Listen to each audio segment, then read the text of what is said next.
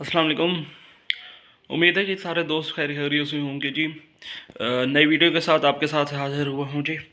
आज जो हम डिस्कस करने लगे हैं जी वो है जी स्क्वायर मैट्रिक्स और जो है रेक्टेंगल मैट्रिक्स है जी। हमने मैट्रिक्स की ज़रा डिटेल के साथ उसको डिस्कस कर रहे थे। तो आपके बार बार कमेंट आ रहे थे कि आपने स्क्वायर मैट्रिक्स और जो है रेक्टेंगल मैट्रिक्स के डिफरेंस बता दें जी। तो मैंने सोचा कि क्यों ना आपको इसके पे वीडियो बना के आपको ज़रा डिटेल के साथ बताया जा सके ये इस तरह के होते हैं, ताकि आपके जो कंसेप्ट हैं, जो आपके कन्फ्यूजन, जो आपके सवाल हैं जी, वो आपके दूर हो सकें जी, आपकी कन्फ्यूजन दूर हो सके। तो आए जल्दी हैं जी अपने टॉपिक की तरफ। लेकिन उससे पहले जो है मेरे चैनल को जो नए हैं मेरे चैनल को ज़रूर सब्सक्राइब कीजिएगा और बेल आइकन के बटन को ज़रूर प्रेस कीजिएगा, ताकि आने वाली वीडियो जो है आप तक ज़रूर पहुंच सके जी। तो ज़रा डिस्कस करते हैं जी स्क्वायर मैट्रिक्स को। पहले जो स्क्वायर मैट्रिक्स को हम स्क्वायर को सबसे पहले देखा जाए ना, स्क्वायर जो होता है जिसकी all four sided are equal, वो होता है स्क्वायर होता है जी। जिसकी all four sided are equal in length are called the square. अब मैट्रिक्स की बात की जाए तो इसमें तो होते हैं रोज एंड कॉलम। अगर rows and column are equal are called the square matrix. अगर इसमें जो है रोज एंड कॉलम क्या होते हैं, इक्वल होते हैं, तो फिर इसको हम नाम देते हैं ये स्क्वायर मैट्रिक्स है। अगर rows and column are not equal,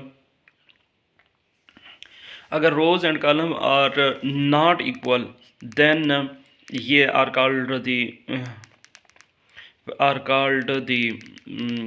वो की उसको क्या कहते हैं, रेक्टेंगल मैट्रिक्स कहते हैं, उसको रेक्टेंगल मैट्रिक्स कहते हैं जी। अगर होंगे रोज एंड कॉलम आर इक्वल होंगे तो वो होगा रोज मैट्रिक्स। अगर rows and column are equal नहीं होंगे तो वो होगा रेक्टेंगल मैट्रिक्स होगा।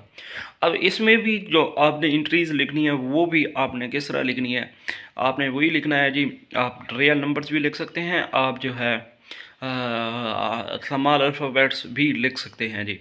आपकी मर्ज़ी है जी, आप जौन सा भी लिखें।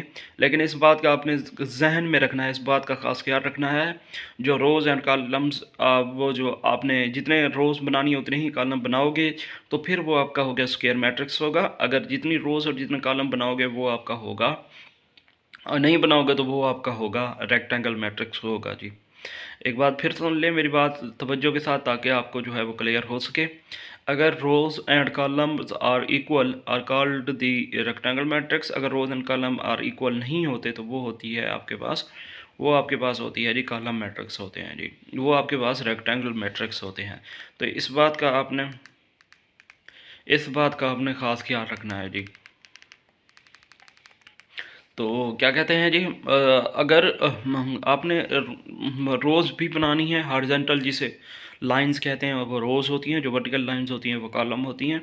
अगर होती हैं और हो गई वो इक्वल, मतलब जितनी आपने रोज़, अगर दो रोज़ बनाई है तो दो कॉलम बनाओगे तो फिर जाके वो बनेगा आपके पास स्क्वायर मैट्रिक्स बनेगा। अगर आपने दो रोज़ बनाई और तीन कॉलम बना दिए तो वो आपका फिर स्क्वायर मैट्रिक्स नहीं बनेगा, वो फिर आपका रेक्टेंगल मैट्रिक्स होगा।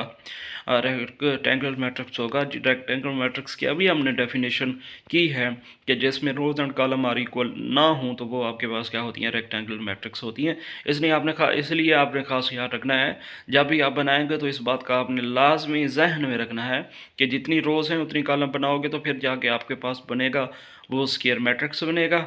जितनी आपके पास कॉलम है और जितने आपके पास रोज़ हैं उनकी तादाद जो है, उनकी जो number of rows and number of column are not equal, तब वो कहलाते हैं रेक्टेंगल मैट्रिक्स होते हैं जी। उम्मीद है आपको बात समझ आ गई होगी। अगर समझ आई है तो मेरे चैनल को ज़रूर सब्सक्राइब कीजिएगा और कमेंट में ज़रूर बताइएगा मुझे कि आपको लेक्चर कैसा लगा जी। मिलते हैं जी अगली वीडियो में।